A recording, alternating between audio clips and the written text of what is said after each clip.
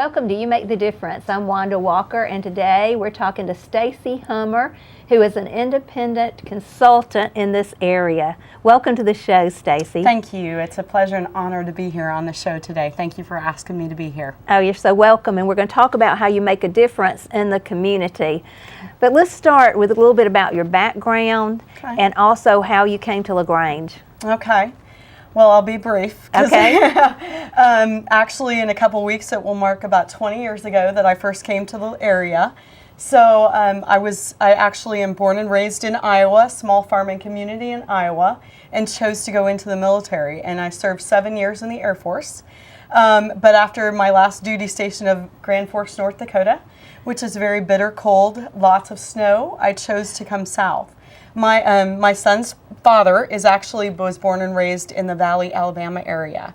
So I thought this is a perfect area. We don't have to shovel snow. Yes. And hence I'm still here. Right. So, and we're so glad you came. thank you. And I love being a part of this community. And it's evolved and changed so much over the years, but it's been a great place to raise my son as well. Yes. So tell me about some of the things that you've seen that have evolved and changed. That's a great question, and not just the landscape and businesses and bypasses and roads and streets, but I think also just over the years, the community has grown immensely. You know, manufacturing downsized, but then it's upsized again, so you see a lot of that in the employment industry as well. So, and roads obviously have gotten larger. You also see an influx. You know, I'm a transplant, so I connect with a lot of transplants that come to the area. So you've seen a lot of people come to this area because of the lake or Callaway Gardens as well. So that's kind of what I've seen grow in this area. I mean, it's just continued to grow as well and change. Yes. So, and I think we're going to see more of those changes as our community and opportunities grow around here also. Right, and you were mentioning before the show that you had seen like better cooperation in the city with people working together to accomplish different things. Right. And so you've been able to be a part of those things, and I know that's very exciting. It is very It's been exciting for me too. Yes. Now, on social media, you're noted as a people connector. Yeah. So tell me how you discovered that gifting in yourself and how you use that. Okay. Well, I think obviously just like all of us over the years, we evolve into our giftedness more. After the military, one of the opportunities I had was to work with Junior Achievement, and I was a program director for East Alabama and West Georgia. Well, beginning to learn the culture in business in the South is very different than being in the military and being from the Midwest. So it really gave me a better opportunity to connect, to learn people, business, connect business partners into schools. Right. So I really started to kind of step into that more and learn to love that. And then, of course, in the area, I was also with American Home Shield the first 7 years that they were in business as their recruiter. So I got to just continue to evolve into that giftedness. And one of the things I love to do with people is not just learn about how best can you fit into this, but tell me more about your skills and your background and where else that we might be able to utilize you, because we're all multifaceted. All of us. I can go from helping build the house to remodel to plant to, so I think it's learning more about that, and then people are able to use more of their skills or share them with that other individual. So some of the things that I do currently, because I work in a little bit different capacity now, is I love to have gatherings. I love to have social gatherings to connect a lot of different people, small business people, whether it's, small business storefront or stay-at-home moms that work in their own network marketing companies. But I love to just serve people and gather people around food tables and, host people as well. I host a lot of people that come in and out from other states, friends from other states, and just to connect them to other resources or people in the area as well. So that's just one of the things one of the ways I do that. And then using social media, I love social media. I do too. Because I don't work out in the business community per se in a company anymore, I use it personally now. And so it gives me the opportunity to connect with people globally again. So I can sit and have a video conference and share an opportunity with someone in Japan, which one of my companies just launched in Japan, or in Australia, or around the world, or reconnect with a lot of military friends. You know, we don't keep address books as well anymore, right? So now we have social media to connect and that platform to utilize. So I guess I've just learned to always have ears to listen and hear where the opportunities are. Yes. So I still use a lot of my recruiting background in that sense. And I have people come to me and go, hey, do you know of a resource in this area?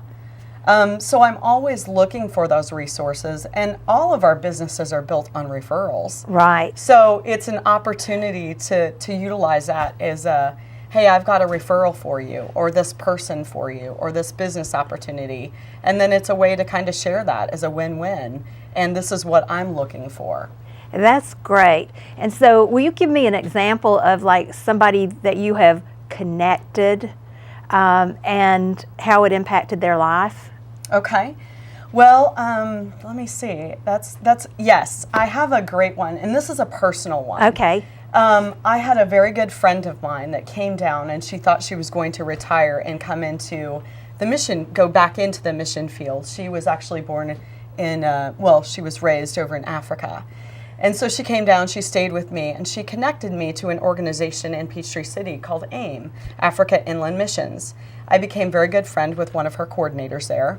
Actually became their house and pet sitter, which is something else I do on the side. Yes. And I have about 25 clients in the area, but became very good friends with them as well, which I do with most. Well, I had another, and so this friend of mine in Pennsylvania, she's just very close, and we have another mutual couple up there that comes through my area quite often. And it happened that that other couple from Pennsylvania was here at the same time I actually hosted this couple from Noonan area. Her father ended up being in hospice down here. So they both got to stay at my house at the same time. And having this mutual friend, other friend in Pennsylvania, it was just kind of a blessing to all of us to be able to connect, because I talk about each of them, intermix, and it just ended up being a real blessing to have all of us there in the house together. Yes. Kind of as a support system as well for a couple days. Right. So that is probably the most recent that really holds a dear place in my heart because of that whole situation and scenario. So I've got several in the professional realm that I've helped, connect to different opportunities and different jobs as well. I know with Circles. Yes. And I know you were going to ask about that. Ask about Circles, right? Yes, I'd like for you to tell what Circles is all about before we talk about Circles. But Sure. So if there's somebody that's listening and is not familiar with Absolutely. Circles, they'll know what we're talking about. Absolutely. So Circles is an organization locally that helps people step out of poverty into new way of living. And it's a phenomenal program. Sherry Brown is the director of the program. And you have to want to be a part of the program too. So you have to apply, go through an application process, interview process, and also it's an accountability process. But the amazing thing about the program is there's lots of mentors and people and programs to help you walk through that process, which is something I'm very passionate about, because I believe that you're only where you want to be, because we all have opportunities to improve. But if we don't surround ourselves with the right people, we'll never step into what we want to do. I have a lot of coaches in my life and mentors.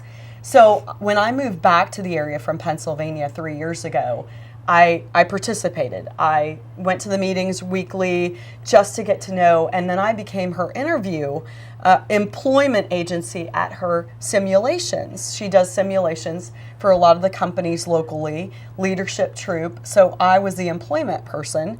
And now I've stepped away, and actually just as a resource, I am their interview coach, or Stacy's Power Hour, I guess as she calls it, with the clients there that want to better themselves and go on to that next opportunity.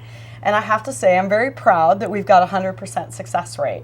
Yes. So that's a blessing. I didn't know that until the Empty Bowls dinner that we had recently, that we've got 100% success rate there in that. That is awesome. And so one of the reasons I wanted you to come on the program is because you've been able to help so many people.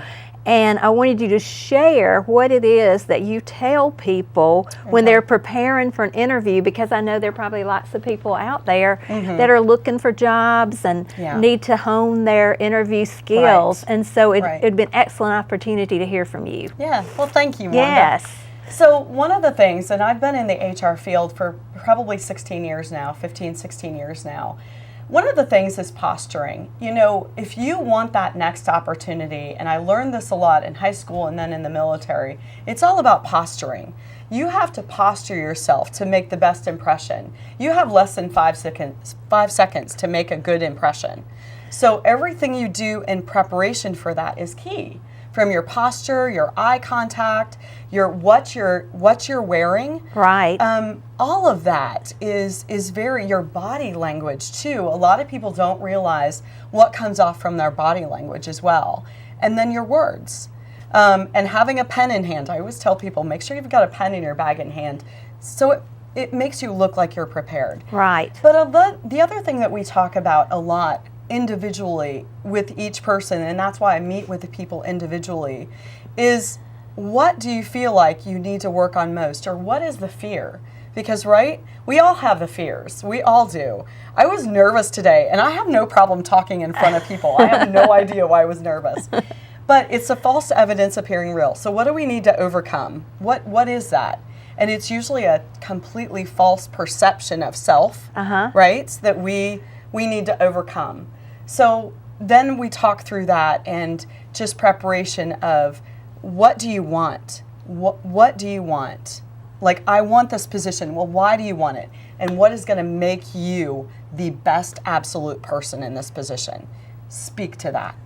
So what I mean by speak to it is go, this is what I can bring to you. Yes. You have to sell yourself regardless of what you do in life. And a lot of times we short sell ourselves, and I know I do it as well, and going, okay, these are the skills that I have. It's not just on the paper, but there's so much more. So I really encourage people to go beyond the questions and tell them your background, because our background is valuable. What we bring to the table is so much more than, yes, I took this course in school that's going to allow me to do that, but let me tell you what else I do. How I deal with people because of all these scenarios that I've had. I'm really good in customer service because I've dealt with this in my life or in this work setting. So, and then we talk through the situational and behavioral interview questions, because a lot of time, how are you going to deal with this situation, which all companies pretty much use a situational and behavioral interview questions now. So you really need to think about scenarios that you've had to work through in your work experience to bring to the table. And that will allow them to see how you handle yourself in those situations. So I really dive deep in making them think about everything that they need to share. And then there's some things that you don't need to share. That's right, yes. So it's the balancing act of, but I really focus on all the skills that are not usually questioned and going, okay, what other skills do you have that you need to make sure to share? Because what they're also looking at is, how is this person not going to just add value now, but down the road, where else do they have skills that we might be able to utilize? Because I said the bonus is when you can share more skills, the more opportunities you have to be cross-trained too. Yes. In different areas. Wow. So. That's amazing. And one of the first things you said was you have 5 seconds to make an impression. And I guess in that impression, if it's not good, it's almost like you don't really have a chance to, or a little chance to redeem yourself out of that, or to really grab the interview. Right. You know, and so you want to make sure that your appearance is top notch, right? Right. Your appearance, your voice even. Yes. You know, if you speak so softly when you're going to shake a hand and they can barely hear you, they're like, how is this going to work? So all of that, your voice, your handshake, your appearance, your stance, it is, I mean, some people like me, I'm a little bit different, so I've always looked past that and kind of work with the individual. But at the same time, a lot of people don't have that time to do that. Right. they need someone that's going to be able to fit this bill now. Yes, because sometimes you may be going to fill one slot and you have 30 people to interview. And I do the same thing in my own personal businesses now. You know, I was like, is this person a best fit for what this is? Or what are you looking for? What are you looking for? You're always about what are you looking for. So if you don't share that, we don't know. And I think probably unless you've prepared for the interview, some of those things will catch you off guard. Absolutely. But having somebody walk you through those things, then when they ask you about an experience at work, you have one right on the tip of your tongue, and you're able to share it with confidence because you've had somebody talk you through it and point out the things that you need to say and maybe don't need to say. Right. And so I remember when I interviewed a lady for a job one time, it was like she would say she took a certain course, but I barely passed it, or, you know, I graduated from high school, but I honestly don't know how I ever got through. Right. You know, and it was like at the end of the interview, I wanted to just set her down and say, look, this is the way you need to answer that question. I mean, it was just so much more information that was negative that really just eliminated her from even the applicant pool. Absolutely. Yeah. So it's key areas just to really focus on as well. Right. Absolutely. Now, you've mentioned that you were in the military. Tell me about your military career. Yeah, absolutely. I'd be honored to. And it was an honor to serve. I chose it. I finally made that decision my senior year, which is the year that Desert Storm kicked off. So I was on the back end of Desert Shield. I had a lot of influences in my family history of military. And for me, it was just going to give me more opportunities. One, to see the world. I have to be selfish about that because I love to travel. And being an Iowa farm girl, I hadn't seen a lot. Yes. So it was going to be travel the world. I wanted to experience cultures, but also to serve. And I knew that it was going to, for me, I am a lifetime learner. So I don't want anybody to hear that I don't value college, because I've actually invested a lot in myself in different aspects and seminars, but I knew that it was going to afford me something more that fit my personality. Yes. As far as leadership opportunities and different job opportunities and things like that. So I served 7 years.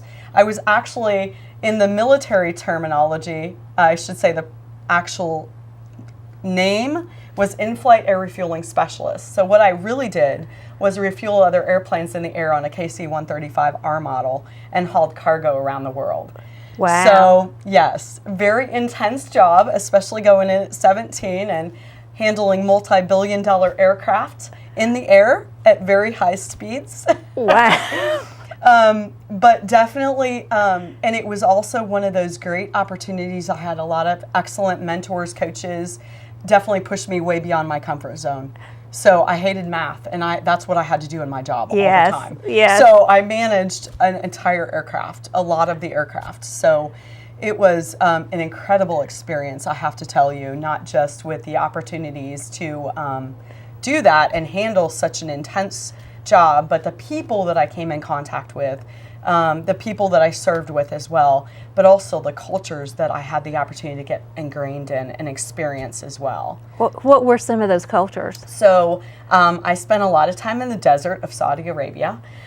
So had a lot of experience in the Muslim culture as a woman back in the early 90s. Oh, wow. So very interesting opportunity there. You know, I've been all over Europe, some Asia, a lot of Japan. We did a lot of Japan and Okinawa stops, and lots of stateside stops as well as Hawaii, and some South America stops as well. So had a lot of opportunities to travel. That is great. Yeah, it was. Now I want to talk about your consultant job, and you do a lot of work with networking companies. Correct. Tell me about that. Okay. I'd be happy to. So I rolled out of corporate America about 2.5 years ago because I worked remotely when I came back for a company in Pennsylvania, but I'd been introduced to another company, and a lot of people have been introduced to network marketing companies. And this one particularly is called Ambit Energy, the largest and finest and most respected retail energy company in the U.S. here. We serve 16 states. with gas, electricity, and solar in some of those states. Not in the Southeast yet, but we're in the Northeast and Illinois, California, Texas, and we just opened Japan. So I partnered with them because I needed additional income, and it was going to allow me to get free energy. Oh, yeah. Who doesn't love free energy? Right. So I helped quite a few of my customers get free energy and just make additional money on the side too without spending a lot more hours away at a second job. So it was just a balancing act of my time because I was also serving with American Red Cross up there as well.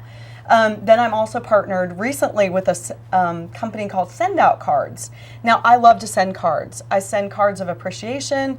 When I remember, I send birthday cards, anniversary cards, and Christmas cards. Well, I have to tell you that my Christmas cards end up sitting on the desk most of the time. So this is a disruptive platform. You can mobily send cards to people. And it's a card database with 20,000 cards in it. You can create custom ones, and it's just a tool I utilize in my business now, and you can brand yourself on the back of it as well. So I was introduced by another business partner, and it's been an awesome tool because I love cards, but now I don't have to buy any more Christmas cards either. I can create a campaign. Nor stamps, right? Right. Well, you purchase the stamps through the online platform, and the company sends it for you to their mailbox. You never have to touch the card other than creating it. Yes. So I love technology, by the way. I love technology. And then most recently, I'm actually also a 16-year cancer survivor as of next week. So my health is I've always been into health and wellness, fitness. I've always been very active. But my health was, more of a concern the last couple years, and just keeping things healthy internally. Right. So I partnered with another company called Prove It. And I drank exogenous therapeutic ketones that actually the focus is just optimizing your full health internally, which has made a huge difference in my health. So I'm going to continue to look like a young Gigi like this, hopefully, for the rest of my life. So, and the reason why I do those companies is, for one, I get to share them with people anywhere and everywhere. Right. Everyone's looking for an opportunity. I have not gone back into corporate America. However, I get opportunities to work with corporate America, and it still allows me the opportunity to travel as well. And again, use social media to connect with people globally and share it. Yes. So, and when you believe in those products, they're easy to share and they're easy to sell because you're excited about them. You want to share them with your friends. Absolutely. And you can, as a connector, what friends would like them, right? Right, absolutely. Or you hear those trigger words and you're going, wait a minute, have you thought about this? Because I also use all Melaleuca products, which are all natural. So my goal has really been making people's lives better and adding value by helping them in their health industry all the way around. Yes. With healthy options. Now, is that how you got into gardening? No, I've been a gardener since I was young. I was introduced to gardening growing up on a farm in Iowa. Our family ate off the land. Okay. So literally, we followed my grandfather everywhere. He could turn a twig into this amazing fruit tree.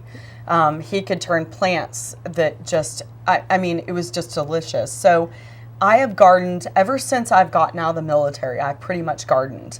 But then I did have a business for a few years as well. Organic gardening?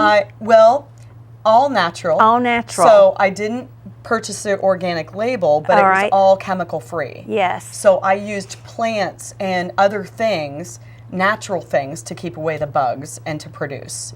So and had a lot of great customers in the area. I sold my home and that backyard garden a year ago, so it's not transitioned yet. So I'm helping my daughter and son-in-law and eating up. So this is the longest time I've gone without gardening in probably 20 years.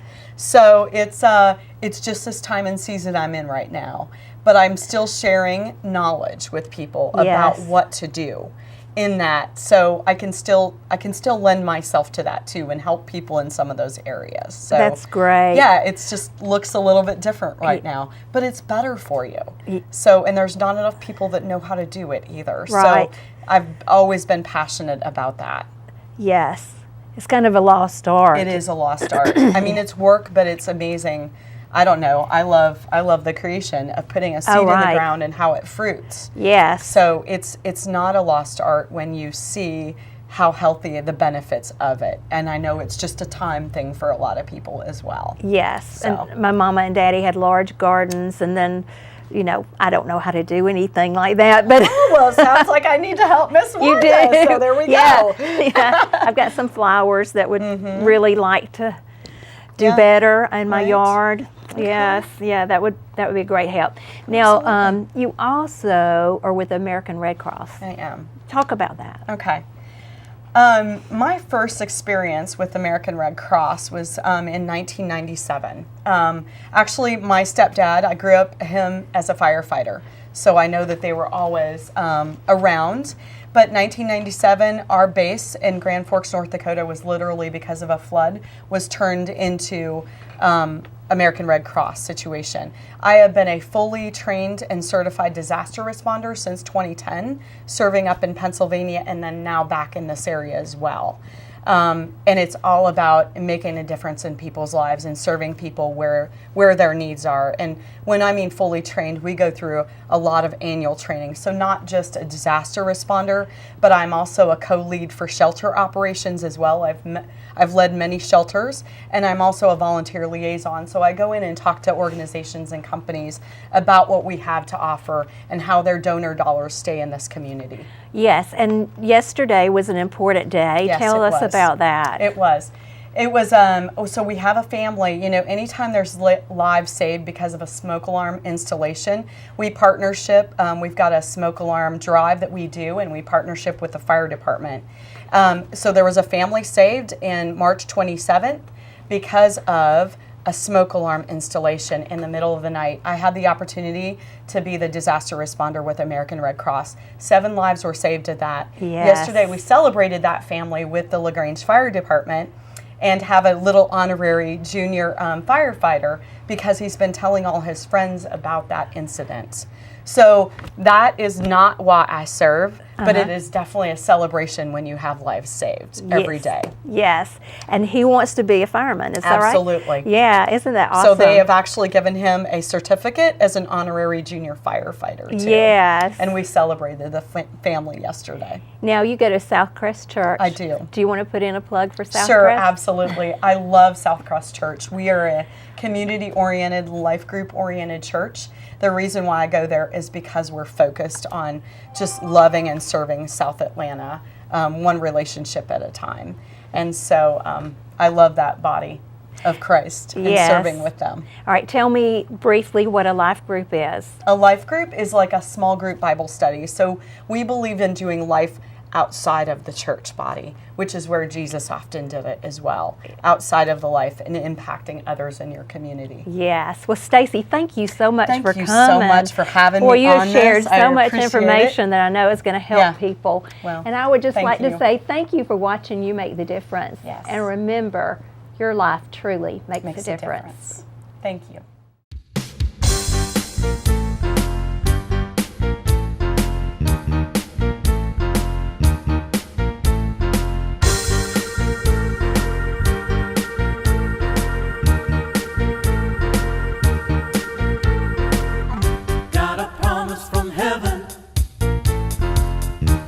A year of replevin'. Got a promise from heaven. It's all coming back. Everything Satan has stolen